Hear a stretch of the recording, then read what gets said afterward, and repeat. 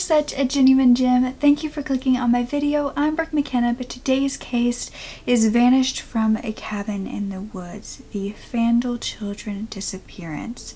Now these are mysterious circumstances with finger pointing and no answers, and by the end of me explaining this, you're going to be probably even more confused and frustrated. I'm going to do my best to explain this case, however, it is a lot of rumors and a lot of finger pointing, like I said, and so it's hard to kind of decipher what the truth is. So I really am going to give you the outline of the facts and what exactly happened, and then dive a little bit into the theories. However, you take them with a grain of salt because they are a lot and it just gets a little out of hand at times. But this is a collab with Kirsty Skye, and she is another true crime YouTuber here on YouTube, and she does a brilliant job posting so much content, getting awareness out to these victims, and I'm very honored to be able to do this collab with her today. So make sure you go and you check out the video I did over there with her, you subscribe, you let her know I sent you, and I will be linked down below. And if you are coming from her channel, I just want you to know that I am super passionate about true crime and telling these stories, and if you want to support me, I would absolutely love that. Now let's get back to the story. So it was 1978 in Alaska, and the Fandel family lived in Sterling. Now this was Roger and Margaret, and they had recently gotten a divorce. You see, Margaret had begun to heavily drink, and Roger, because of this, had cheated on her and had eventually asked for a divorce. So they were divorced. However, they did have two children who were Scott and Amy. Now Scott was from a previous marriage of Margaret's, but he was 2 years old when Roger came into the picture, and Roger treated him just the same as a biological kid. And Scott was Caucasian, standing at 4'11" and 74 pounds, with brown shaggy hair and blue eyes. And 2 years later, Roger and Margaret would actually have their own child together, and it was a little girl named Amy, who was 8 years old at this time, standing at 4 foot, 52 pounds, with blonde hair and brown eyes. And they lived, the whole family, in a cabin in the woods, and this was such a rural area that not a lot of people were nearby. There were some neighbors you could walk to. Now their mother worked as a waitress, and she was working long hours, especially when Roger divorced her and moved to Arizona. Now she kept the kids, and so Scott really had to mature, but it was said he was a mature child anyway, and he could easily take care of himself and Amy while she was away, and did so quite often. But on September 4th, 1978, these two would vanish. However, some sources do say that it happened September 5th, but I do believe that that is because it took them a whole day to realize these children were even gone. See, on the 4th, the family was having a celebration because their Aunt Kathy was coming into town, and she was not leaving. She was actually moving in with them, probably to help out with the kids more than anything. But they had dinner at the cabin that night, and then they all went to a local bar called Good Time Charlie's. Now, it was okay that the kids were there because this did have video games that they could go play and foosball, and they also could drink some Coke while the adults were over drinking their alcoholic beverages. And this was an average family outing in the town. They often did this. The kids had fun, the adults got to relax. But when 10 p.m. rolled around, Kathy and Margaret decided that they wanted some alone time without the kids to probably go to more bars. They decided that they would go and drop the kids off at home before doing so, and it was like a 10-minute drive from the bar to their home or their cabin. And so they got there, and Margaret told Scott, you know, don't be up too late, and Kathy kind of chimed in, just wanting to help, and said, yeah, and make sure to lock the door. And this is when Scott laughed and said, oh, our door doesn't lock, it hasn't locked in forever. And the adults waited until Scott and Amy got inside before they left.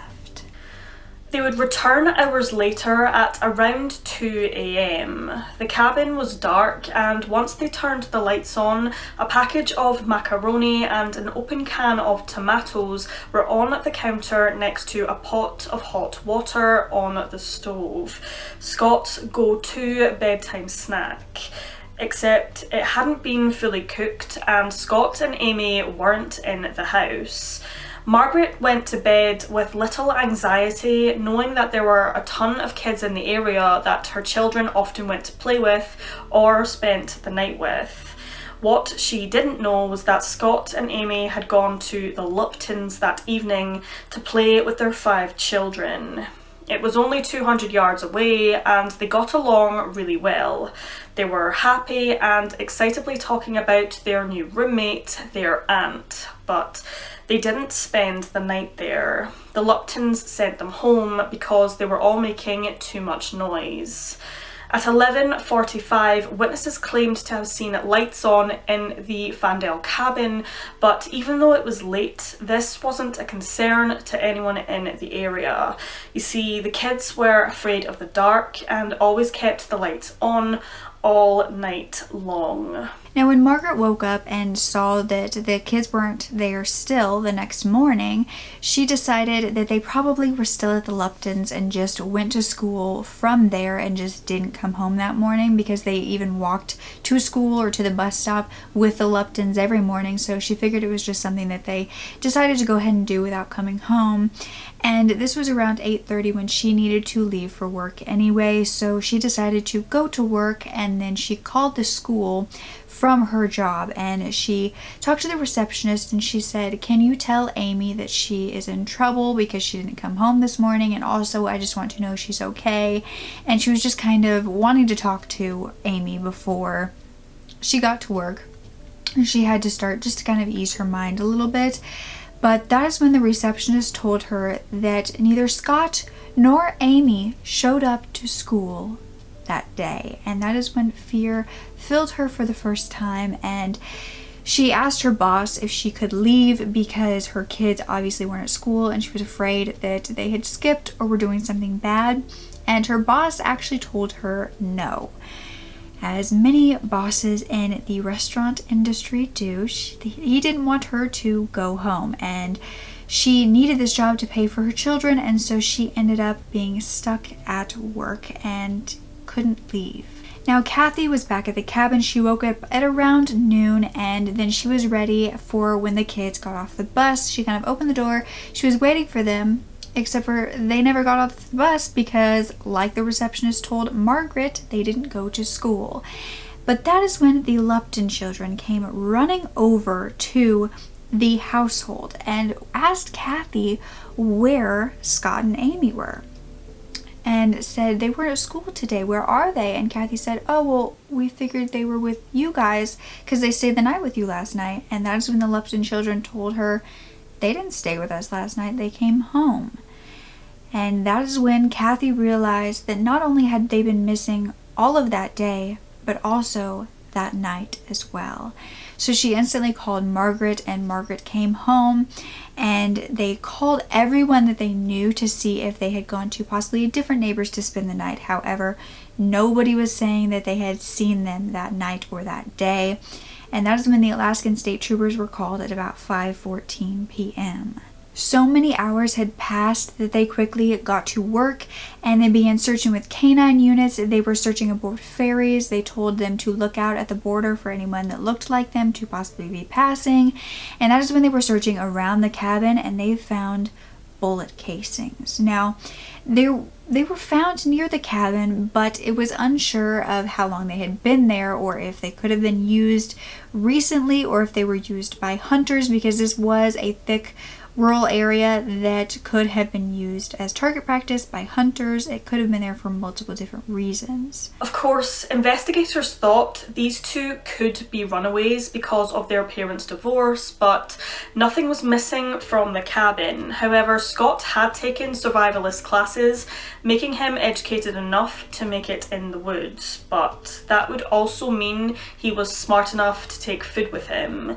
Their father, Roger, immediately headed back to Alaska to help search, and yet investigators had their eyes on him as their lead suspect. No, he wasn't in the area, but he could have had someone else kidnap them. It was a theory that many went on, but maybe this was because they had no other options. Now, there was a car description in the area at the time that a witness came forward to investigators saying that the night that these two went missing, there was a black sedan on their road that was kind of just milling around the neighborhood. And so this witness decided to follow them, and that's when the car parked into a random driveway, shut their headlights off, and the witness kind of drove past. However, when they drove back by, this car was pulling out of the driveway and speeding away. Now, this car was thought to be from carnival workers who were in the area a month prior and who were friends with Margaret and who had even stayed at her house for a night. Margaret only remembered one of their names, and it wasn't even their full name, it was their nickname. However, from that and being carnival workers, investigators found them, and they were already in Maryland because they, of course, they move around as carnival workers. But these men were questioned, and they said that that day that the sedan was there and the day the children disappeared, they were working at the Alaska State Fair, which was confirmed. However, they said that they were going to stop at Margaret's house the day after, and they were going to see Margaret, but decided against it. And they said that maybe this witness was mistaken because it was actually the day after, and then the witness was talked to again and said, oh yeah, maybe it was the day after, and wasn't so certain anymore. That lead fizzled out, and then their father Roger began to say he believed his brother and their uncle Herman had killed the kids. Investigators dug up his yard and found nothing. Another Uncle Terry on their mother's side has always said that he believes Roger was actually the one who kidnapped both of them, but kept Amy alive because she was his biological child and got rid of Scott. However, Roger was constantly being looked at by police, and yet they never found Amy. Roger's girlfriend at the time of the disappearance even later came forward to Roger's uncle, saying that she wanted $5,000 in exchange for her telling him what happened to the kids. It's not said whether this transaction actually occurred. Now, many in the family began to point fingers at one another. However, it's not known whether that was simply due to wanting answers or truly believing that there was guilt there. I mean, what if it was someone not in the family at all? Scott was being so overprotective. Possibly he was making his macaroni when the door rang. He went over and was possibly threatened, or possibly someone burst in the door and he went over to see, and he was going to oblige to whatever they said to keep his sister safe. Maybe they were threatening Amy, or maybe they threatened both of them, and he just thought, you know, to go ahead and do what they said, and then possibly they would leave them alone. A huge theory is that someone at the bar that the family had gone to that night overheard the fact that these two kids were going to be alone and followed them to their cabin to take advantage of them.